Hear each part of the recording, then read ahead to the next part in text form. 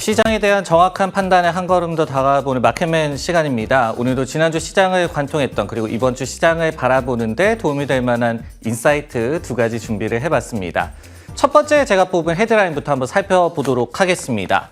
뱅크 오브 아메리카의 보고서 내용을 갖고 왔는데요. S&P 500 지수가 약 한 6.5% 정도 더 떨어져야지 매수가 가능하다라는 내용 한번 살펴보도록 하겠습니다.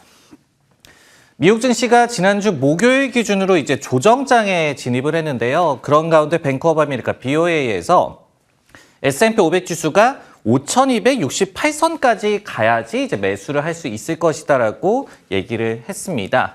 이유는요, 투자 심리와 그리고 투자 포지션 그리고 가격 시그널, 그러니까 기술적인 신호를 들어볼 수가 있겠죠. 이런 부분들을 좀 들면서 조정이 아직까지는 끝나지 않았다라는 의미를 전하고 있었습니다. 그리고 이제 앞으로 볼 바로미터 같은 경우에는요, BOA 펀드 매니저 서베이, FMS라고 저희가 얘기를 하는데 여기에서 현금 포지션이 4%를 초과하고 그리고 하이힐드 스프레드가 400베이시스 포인트에 근접을 해야 하고 여기에 더해서 증시 순유출도 가속화돼야 한다라고 얘기를 했습니다. 그러니까 빠질 만큼 빠지고 투자 심리가 약화될 만큼 약화돼야지 그때 이제 매수 시그널이 나온다라는 그런 뜻으로 이해를 하시면 될 것 같습니다. 참고적으로 현재 펀드 매니저들의 현금 포지션은 약 한 3.5% 정도고요. 다음번 보고서는 현지 시각으로 3월 18일 날 발간이 되기 때문에 어느 정도 힌트를 얻을 수 있을 것으로 보이고 있습니다. 네, 이 내용에 대해서 어떤 부분을 좀 더 생각을 해봐야 될까요? 저는 이렇게 생각을 해봤습니다. 추가 하락 후에 그러면 반등이 맞을 것이냐, 그리고 또 조정장에 진입한 현재 그 후를 어떻게 좀 대응을 해볼 수가 있을 것이냐라고 생각을 해봤습니다. 차근차근 한번 살펴보죠. 지난주 목요일 기준으로 했을 때 전 고점 대비해서 10% 이상 하락하는 조정장에 이제 미국 증시가 진입을 했습니다. 그러면서 지금 시장에서는 대체적으로 S&P 500 지수 약 한 5,300선 정도를 다음 지지선 또는 이것이 이제 무너졌을 때 매수 시그널이다라고 얘기를 하고 있는 것 같습니다. 근데 이제 역사적으로 봤을 때요, 조정장에 진입한 이후에 반등하는 패턴은 충분히 좀 관측이 되고 있었는데요. 과거 조정 이후에 S&P 500 지수가 한 달간 평균적으로 3.1% 상승을 했고요. 3개월간은 6.5%, 6개월간 1년을 좀 뜯어보더라도 조정장 진입한 이후에 어느 정도의 이제 반등하는 패턴은 저희가 관측을 해볼 수가 있었습니다. 그럼 앞으로 볼 요소들이 어떤 것이 될 것이냐, 저는 관건을 한 3가지 정도로 꼽아볼 수가 있을 것 같았습니다. 첫 번째는 추가 하락 여지는 저희가 좀 열어놓고 봐야 될 것 같습니다. 역사적으로 S&P 500 지수가 조정에 빠지면요, 고점 대비해서 13.6% 정도 평균적으로 빠졌습니다. 이게 이제 중간값이라고 이제 말씀을 드리겠고요. 그렇기 때문에 현재 그런 레벨에서도 한 3에서 4% 정도는 더 빠져야지 역사적으로 봤을 때 저점이 형성되었다. 그러니까 추가 하락에 대한 가능성은 저희가 좀 열어두고 봐야 될 것 같고요.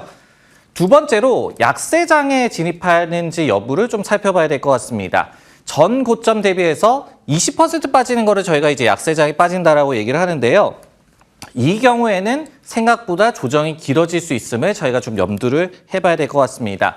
왜냐면요, 과거에 좀 봤을 때 약세장에 진입했을 때는 S&P 500 지수가 평균적으로 총 33% 가깝게 하락을 했고요. 그리고 이제 약세장이 261일이나 이제 지속된 바가 있었습니다. 그러니까 여기서 끊어내야 하지 더 빠져서 약세장까지 진입을 한다라고 한다면은 고통이 좀 길어질 수 있다는 점을 생각을 해봐야 될 것 같습니다. 세 번째로 미국 외의 대안이라는 그런 키워드를 좀 제시를 해드리고 싶은데요.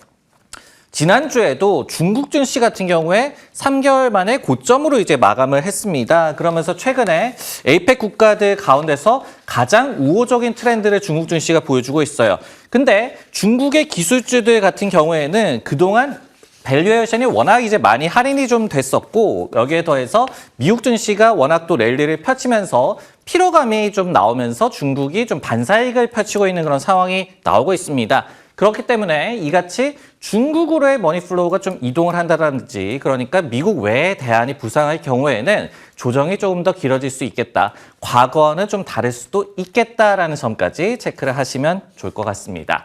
이렇게 전체 시장과 관련한 얘기를 해봤고요. 두 번째 헤드라인으로 한번 넘어가 보도록 하겠습니다.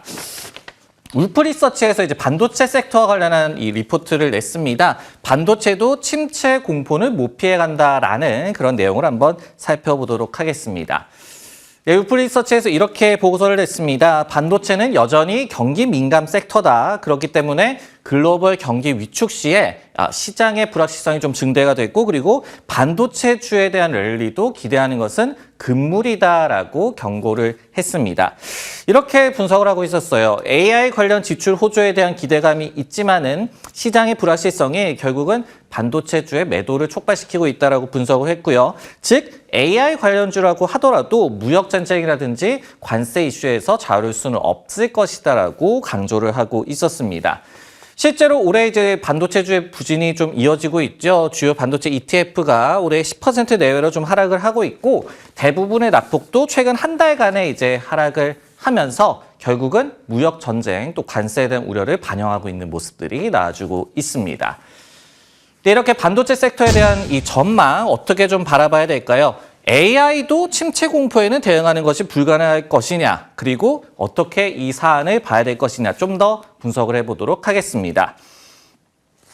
저희가 뭐 엔비디아라든지 브로드컴 같은 AI 수혜주를 좀 생각을 해보면요. 일반적으로 이 같은 종목들은 침체 공포에서 조금은 자유로울 수 있을 것이다. 그러니까 이 같은 종목으로 통해서 침체 공포에 대응할 수 있을 것이다라는 인식이 좀 있는 것 같습니다. 하지만요, 지난 2013년 기준으로 봤을 때 글로벌 반도체 엔드마켓 점유율은 1위가 여전히 스마트폰으로 30%를 넘어가고 있습니다. 2위가 PC 컴퓨터, 여기에 더해서 이제 데이터 스토리지까지 집계를 해봤을 때 총 한 25% 정도의 점유율을 보이고 있고요. 3위가 자동차, 그리고 4위가 산업용 등, 그러니까 여전히 일반 소비재와 밀접하게 연관이 돼 있는 반도체 업황이다라고 말씀을 드리고 싶습니다.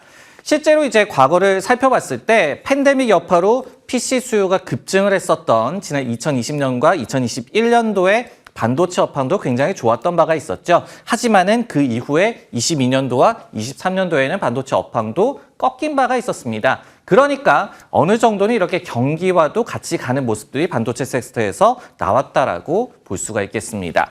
다행은요, 올해는 과거와는 그래도 다른 트렌드가 기대되고 있기는 합니다. 초반에 이제 분위기가 좋다라는 말씀이 되겠는데요.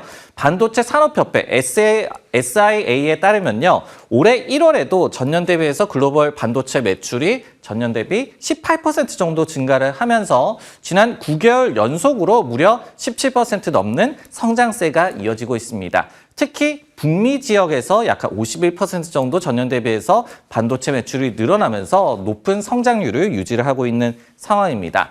하지만요, 이 앞서 말씀드렸던 엔드마켓 구조라든지 그리고 과거 사례를 기억할 시에는 극단적인 무역 전쟁과 관세가 경기 침체로 이어지는 시나리오에서는 반도체 섹터도 결코 자유로울 수는 없을 것이다라는 얘기를 좀 드리고 싶고요. 더불어서 이 일반 소비재 시장에 대한 노출도가 큰 만큼 지난주에 이제 발표가 됐었죠. 3월 달에 미시간대 심리 지표가 2년 만에 최저치를 기록했다. 이런 내용도 나왔는데 소비 심리 지표 역시도 반도체 섹터와 결부시켜서 좀 더 살펴볼 필요가 있다라고 말씀을 드리고 싶습니다. 마켓맨 오늘 준비한 내용 여기까지고요. 저는 다음 시간에 다시 돌아오겠습니다.